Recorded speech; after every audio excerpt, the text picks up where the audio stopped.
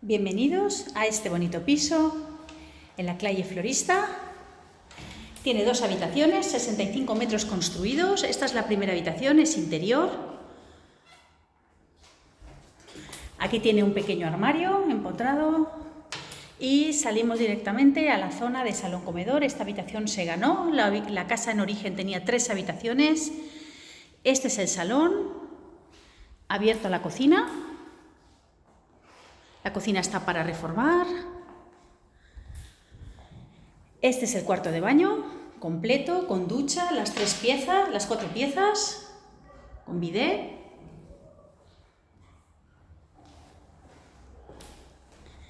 Tiene un pequeño balcón cerrado.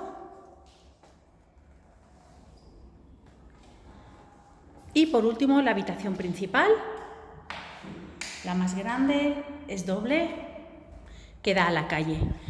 Pues será un placer enseñároslo. Muchas gracias.